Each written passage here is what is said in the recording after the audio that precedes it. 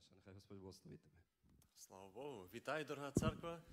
Також я буду проповідати по-англійському, але це якраз можливість почути англійську мову, ті, що не так користують або не розуміють. Тоді, якщо ви хочете слідкувати, я буду читати від 15 розділу від книги Лука.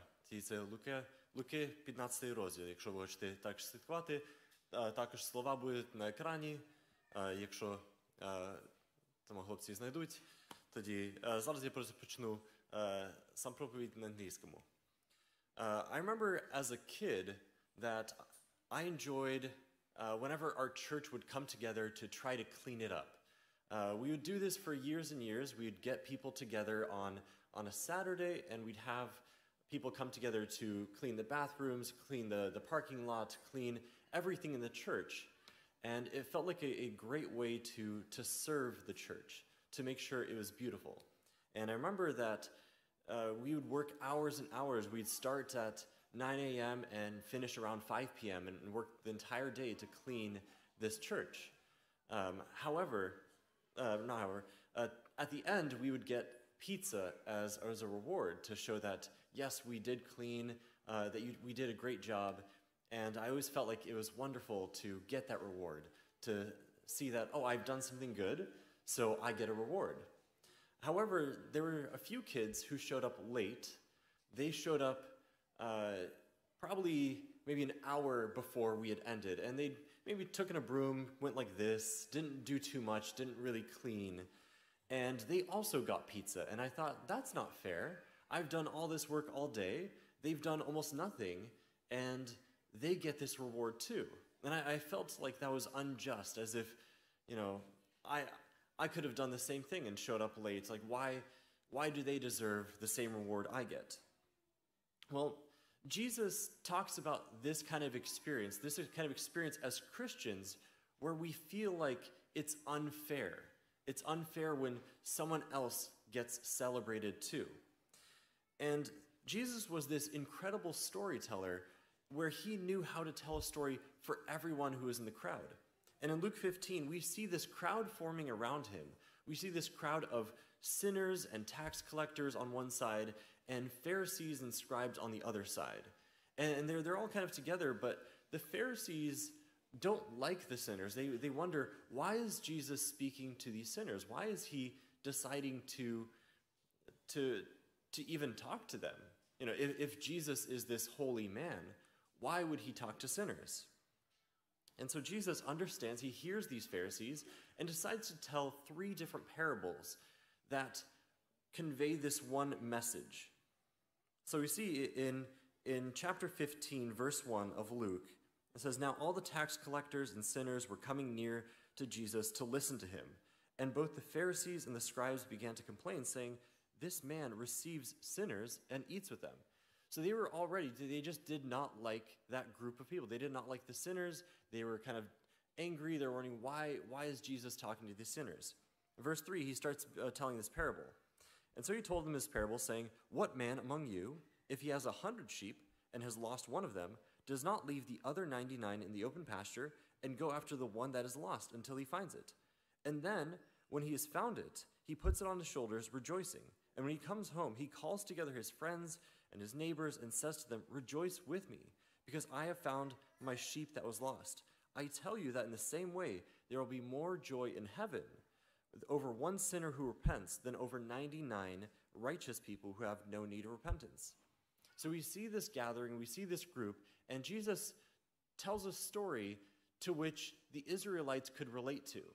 It was a very common job to be a shepherd and to have sheep. Now today, we probably don't know anyone who is a shepherd. We probably don't have sheep, and we don't know the value of that. But that was someone's livelihood. Imagine if you are selling cars and you lost one of your cars. You would want that back because that has some kind of value on it. You don't want to lose it. In the same way, people would understand if you lost a sheep, that is part of your livelihood, part of the money you could make from your business. And so this shepherd, he left his sheep with someone to take care of them and went to find that one because he believed that sheep was valuable. And A shepherd at that time was also known as a metaphor for God shepherding his people. It was also a metaphor for kings who would shepherd their nation, and for priests who would shepherd the religious people at that time. And so we see this beautiful example of finding this lost sheep and celebrating and calling together the friends and family and rejoicing, saying, "This is wonderful.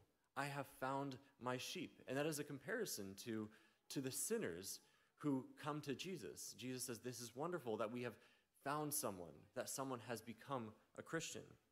The next parable is in verse 8, where we see the lost coin. "Or what woman, if she has 10 silver coins and loses one coin, does not light a lamp and sweep the house and search carefully until she finds it? And when she has found it, she calls together her friends and neighbors, saying, 'Rejoice with me, because I have found the coin which I had lost.' In the same way, I tell you, there is joy in the presence of angels of God over one sinner who repents." Now, one of these coins was likely a Greek drachma, which was worth about 1 day's worth of food. So if you only had 10 of these coins, that's 1 day where you probably will go hungry. So obviously you do want to find something of that value. Imagine if you had just gotten paid for doing work and you suddenly lose that. How are you going to pay for food? How are you going to pay for your shelter, for your home, for the people that live with you? It has value to that.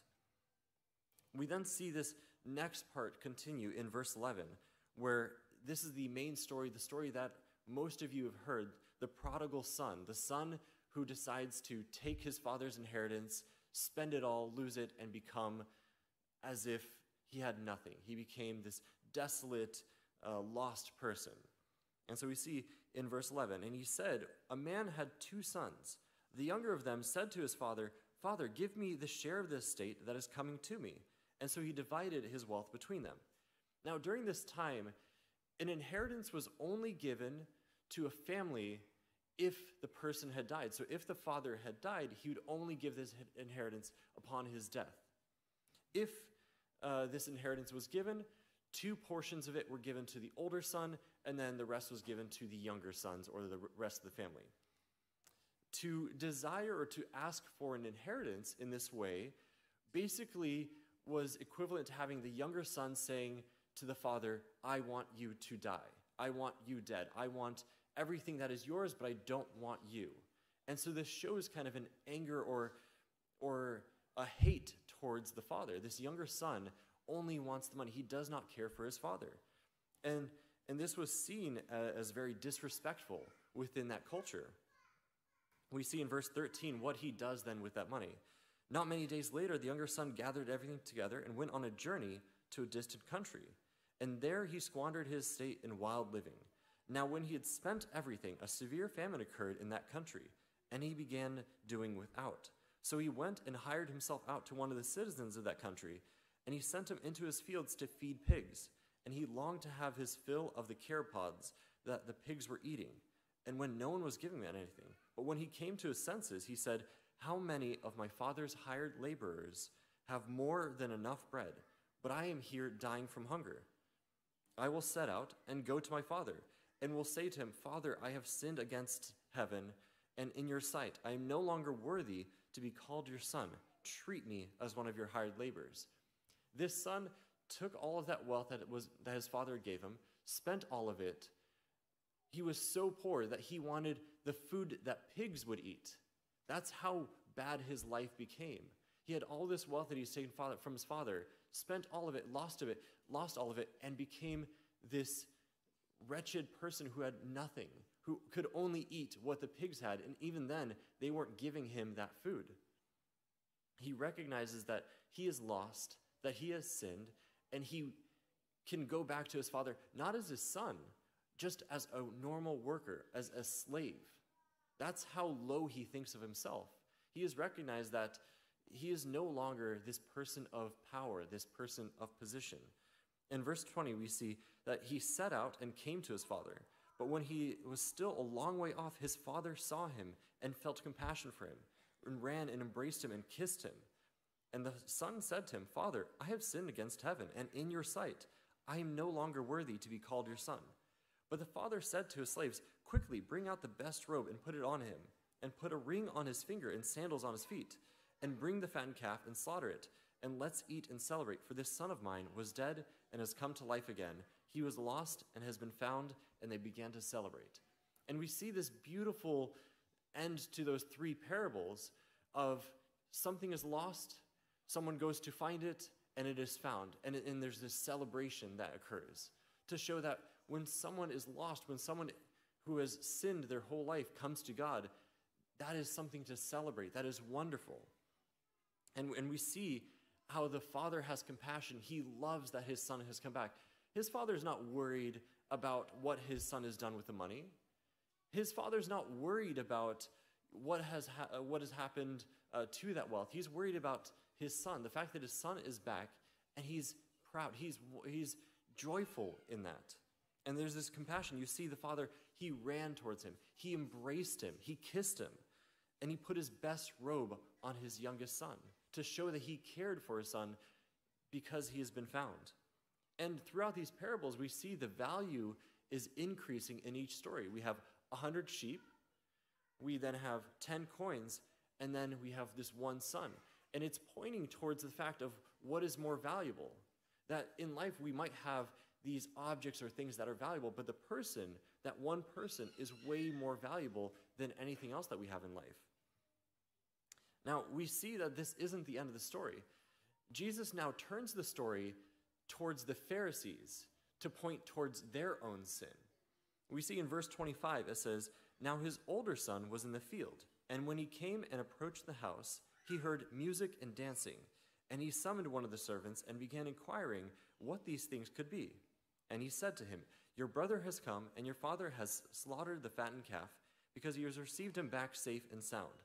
But he became angry and was not willing to go in. And his father came out and began pleading with him.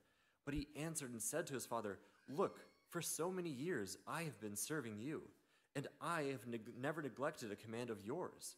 And yet you never gave me a young goat, so that I might celebrate with my friends. But when this son of yours came, who has devoured your wealth with prostitutes, you slaughtered the fattened calf for him.'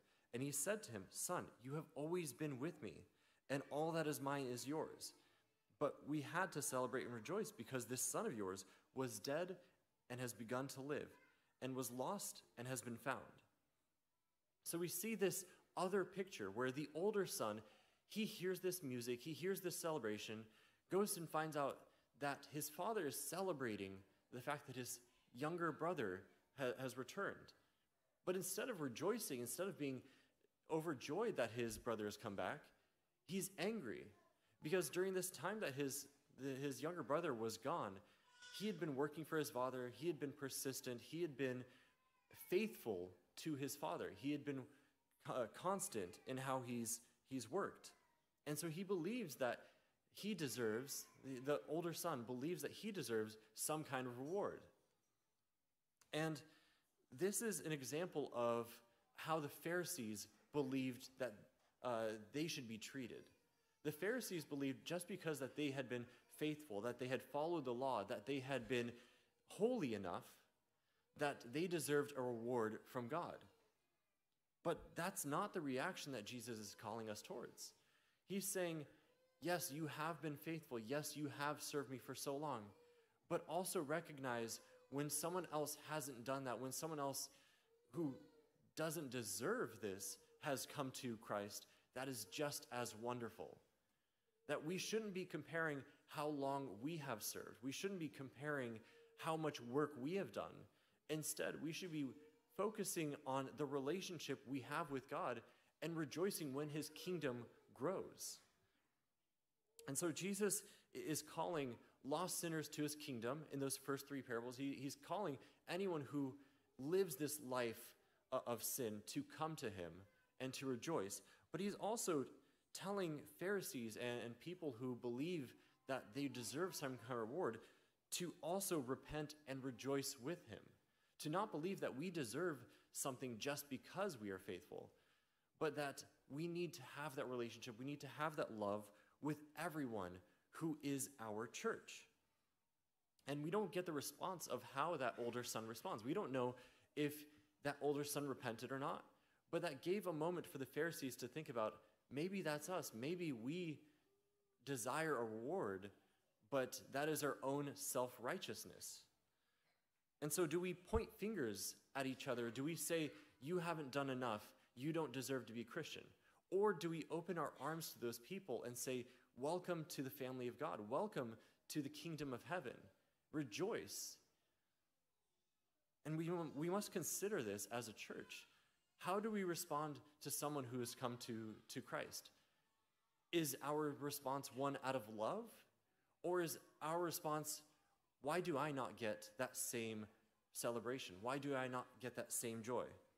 And so I want us to think about that. How do we respond to those who just become Christians versus those who have been Christians for a long time? And think about, is our relationship with Jesus the thing that we focus on more? Let's stand and pray. Stanemo, pomolím se.